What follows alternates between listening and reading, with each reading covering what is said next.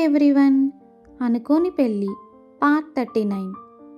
గమనిక: ఈ పాత్రలు నటులకు సంబంధించినవి కావు. ఇది కేవలం కల్పిత ప్రయోజనం కోసం మాత్రమే.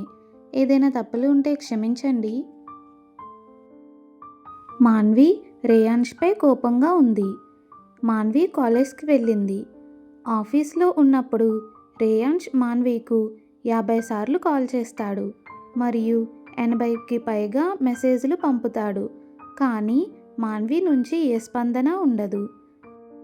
మాన్వి తన క్లాస్లో ఉండి ఉంటుంది అని రేయాన్ష్ తన పని మీద దృష్టి పెట్టడానికి ప్రయత్నిస్తూ అనుకుంటాడు. కానీ అతని మనసు సహకరించడానికి నిరాకరించింది. అది మాన్విలోనే ఇరుక్కుపోయింది. మాన్వి గురించే ఆలోచిస్తూ ఉన్నాడు రేయాన్ష్. మాన్వి బ్రేక్ టైం ప్రారంభం కాగానే రేయాన్ష్కు ఒక ఆలోచన వచ్చింది.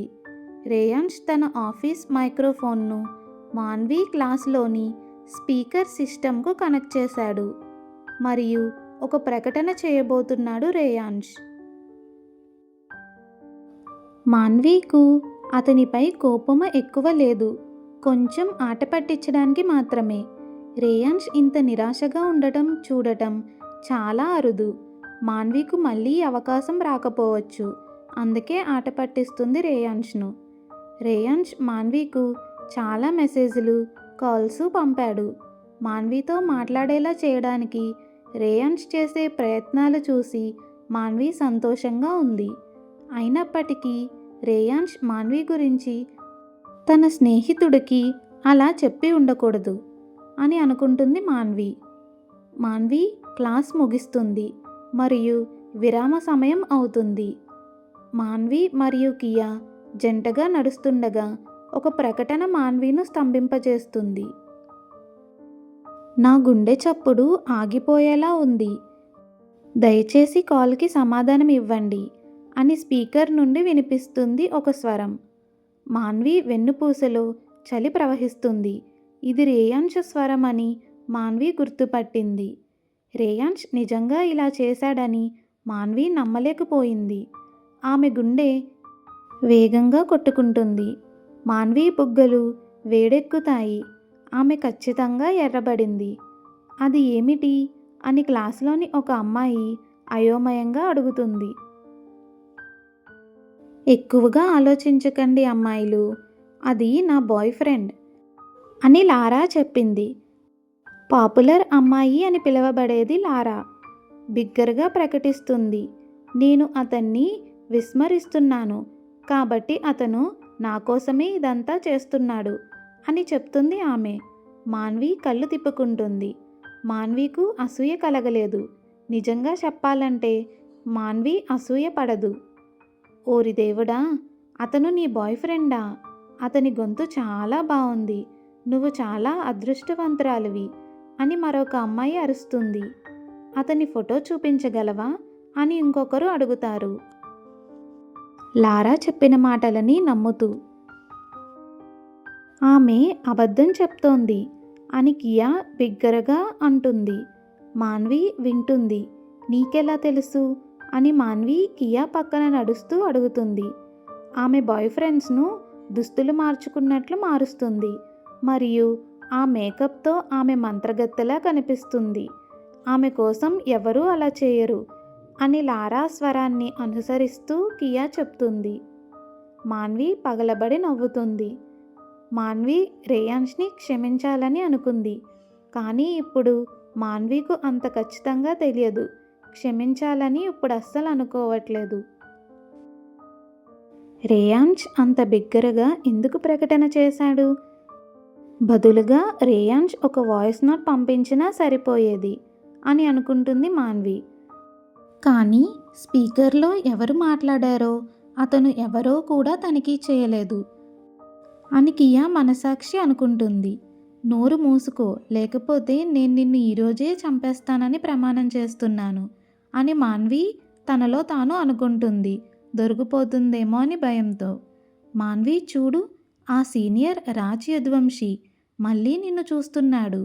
అతను నిన్ను ఇష్టపడుతున్నాడని నేను అనుకుంటున్నాను అని కియా నవ్వుతూ చెప్తుంది. అలాంటిదేమీ లేదు అని మాన్వి నవ్వుతూ బదిలిస్తుంది. మరియు ప్రతిదీ కనిపించే విధంగా లేదు కియా. నీకు సరిపోయే అబ్బాయిని వెతికి నిన్ను చూడడానికి ప్రయత్నిస్తాను అని కియా అంటుంది. అయ్యో, నువ్వు ఎవరినీ వెతకాల్సిన అవసరం లేదు. నా దగ్గర ఇప్పటికే ఒకరు ఉన్నారు అని మాన్వి అంటుంది. కియా కళ్ళు పెద్దవి చేసి ఉత్సాహంగా తల ఊపుతుంది.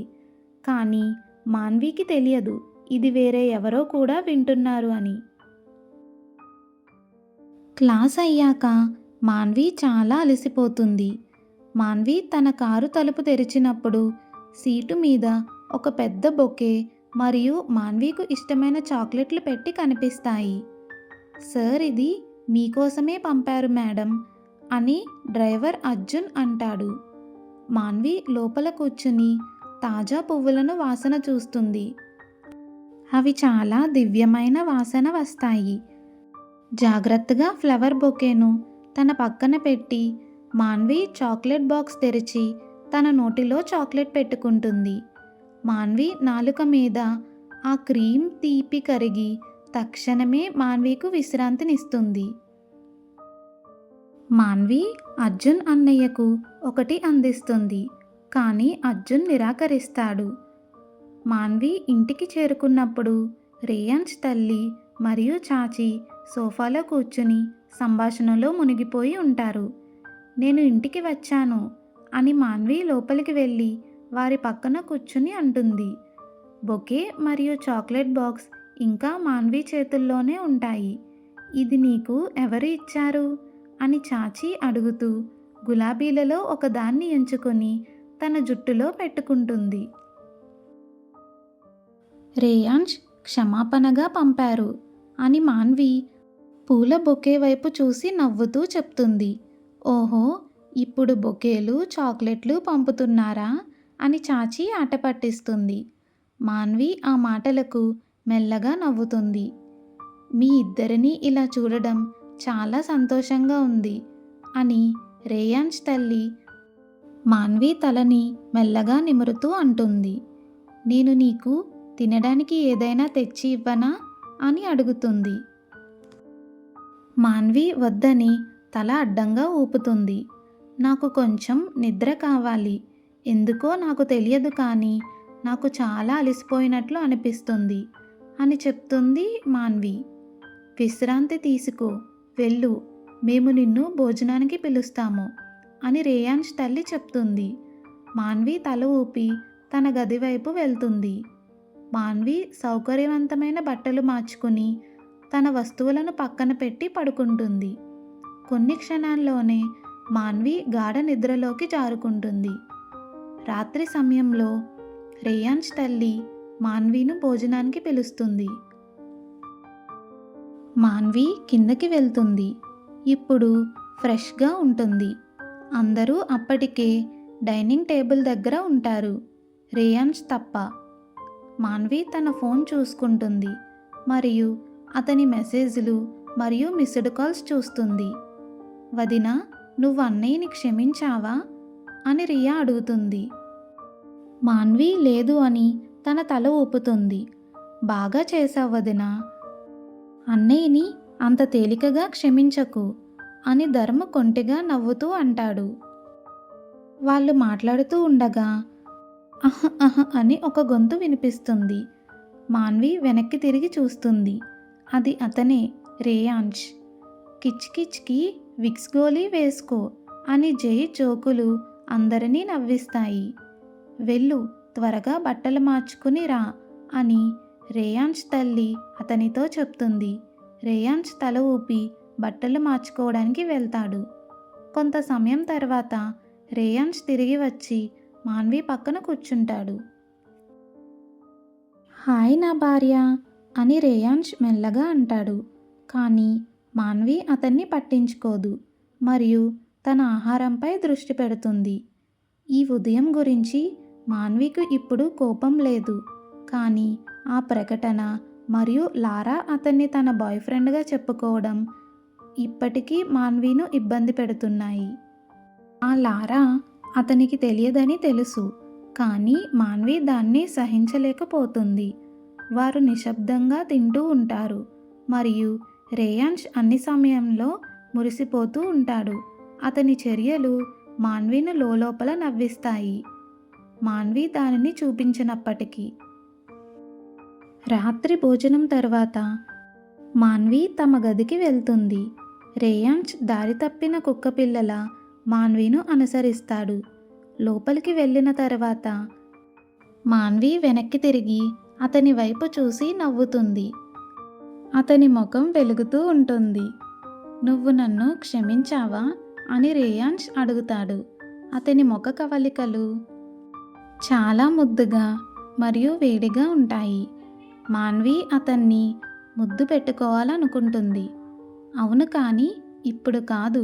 ఈ రాత్రికి నువ్వు గది బయట నిద్రపోతున్నావు, లోపలికి రావద్దు అని మాన్వి చెప్పి రేయాన్ష్ ముఖం మీద తలుపు మూసేస్తుంది. వద్దు నా భార్య, అది న్యాయం కాదు. నువ్వు లేకుండా నేను నిద్రపోలేనని నీకు తెలుసు కదా. దయచేసి నన్ను లోపలికి రానివ్వు. నేను ఇలాంటివి చేయనని వాగ్దానం చేస్తున్నాను. మళ్ళీ చేయను అని రేయాన్ష్ బయట నుండి వేడుకుంటాడు. కొంత సమయం తర్వాత అతన్ని లోపలికి రానివ్వాలని మాన్వి నిర్ణయించుకుంటుంది. మాన్వి పైజామా మార్చుకుని తలుపు తెరుస్తుంది. కానీ రేయాన్ష్ అక్కడ ఉండడు. మాన్వి తలుపు లాక్ చేయదు. తిరిగి వచ్చి పడుకుంటుంది. మాన్వి రేయాన్ష్ కోసం వేచి ఉంటుంది. కానీ రేయాన్ష్ లోపలికి రాడు. రేయాన్ష్ తన మాటలని సీరియస్గా తీసుకున్నాడా అని ఆలోచిస్తుంది మాన్వి. మాన్వి లేచి చూసేలోపే ఆమె ఫోన్ మోగుతుంది. అది రేయాన్ష్ నుంచి వచ్చిందే. మాన్వి ఫోన్ లిఫ్ట్ చేయగానే రేయాన్ష్ గొంతు వినిపిస్తుంది. క్షమించండి నా భార్య, నిన్ను బాధ పెట్టినందుకు. దయచేసి బాల్కనీకి రాగలరా? దయచేసి వద్దు అని చెప్పకండి అని అంటాడు రేయాన్ష్. మాన్వి నవ్వుతూ కాల్ కట్ చేసి బాల్కనీ వైపు నడుస్తుంది. మాన్వి బయటకు అడుగు పెట్టగానే ఆశ్చర్యంగా ఆగిపోతుంది. Next part continuous. రేయాన్ష్ మరియు మాన్వి అనుకోని పెళ్లి జీవితాన్ని తెలుసుకోవడానికి లైక్ చేసి, షేర్ చేసి, సబ్స్క్రైబ్ చేయండి. Thanks for watching.